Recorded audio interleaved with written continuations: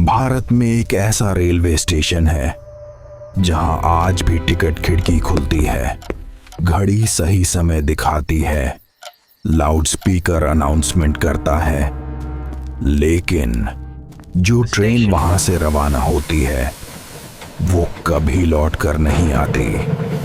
सरकारी रिकॉर्ड में वो स्टेशन बंद है, लेकिन जो लोग वहां गए उनमें से ज्यादातर आज भी लापता हैं। और सबसे डरावनी बात, हर अमावस की रात वहां से आखिरी ट्रेन चलती है। उत्तर भारत के घने जंगलों के बीच पहाड़ियों से घिरा हुआ एक इलाका है, धुंधगढ़। सरकारी नक्शों में यह जगह बस एक नाम है, कोई फोटो नहीं, कोई ताजा रिकॉर्ड नहीं, लेकिन रेलवे विभाग की एक 1909 की पुरानी फाइल में एक स्टेशन दर्ज है, Dhundhgarh railway station, code DG 13 record में लिखा है। यहां से 1912 में आखिरी पैसेंजर ट्रेन रवाना हुई थी। उसके बाद कोई वापसी नहीं। आरव वर्मा, दिल्ली का एक हॉरर डॉक्यूमेंट्री यूट्यूबर, उसका चैनल तेजी से ग्रो कर रहा था, लेकिन वो चाहता था कुछ ऐसा जो आज तक किसी ने कवर न किया हो। एक रात उसे एक अनजान ईमेल मिला, subject last train from DG 13। Mail में सिर्फ एक लाइन थी, अगर सच देखना है तो अमावस की रात आखिरी ट्रेन पकड़ना। साथ में एक पुराना रेलवे टिकट की photo, from Dhundhgarh to Nibamab, date 18 अगस्त 1912, टाइम 12:07 सुबह। आरव के रोंगटे खड़े हो गए। आरव अकेला नहीं गया, उसके साथ थे मीरा सिनेमाटोग्राफर, डरावनी जगहों में शूट करना उसका जुनून, Kabir paranormal researcher, EMF meter, spirit box, thermal camera, Sameer इतिहास का छात्र, पुराने दस्तावेज और लोक कथाओं का जानकार। चारों ने तय किया, अगर ये अफवाह है तो सच साबित करेंगे, और अगर सच है तो दुनिया को दिखाएंगे। रात के 11:48 कार जंगल के बीच एक टूटे रास्ते पर रुकी।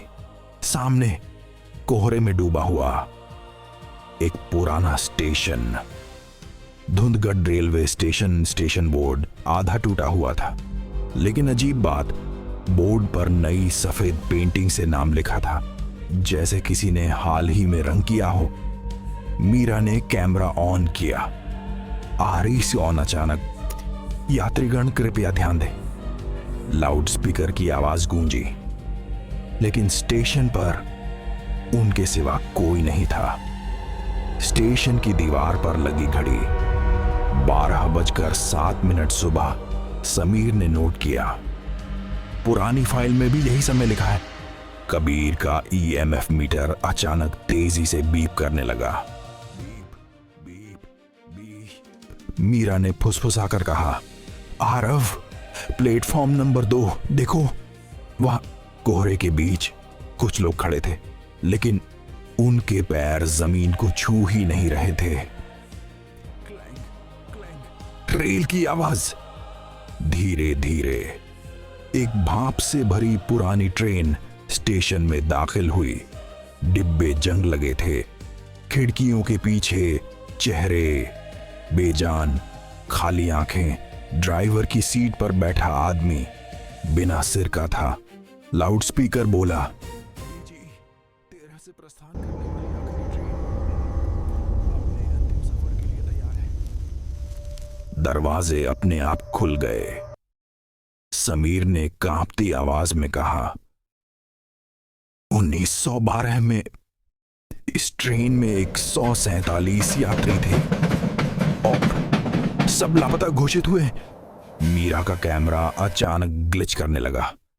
स्क्रीन पर एक चेहरा उभरा, एक बच्ची। वो फुसफुसाई, मत जाओ। लेकिन ट्रेन का हॉर्न बजा।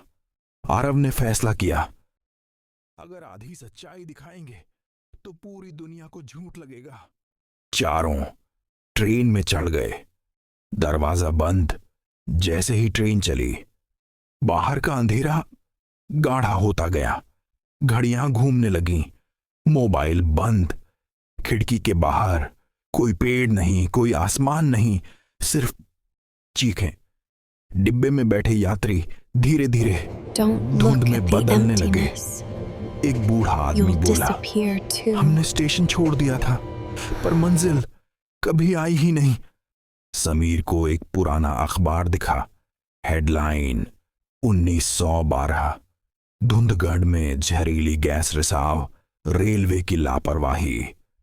रेलवे ने गैस हादसे को छुपाने के लिए ट्रेन को ही गायब घोषित कर दिया।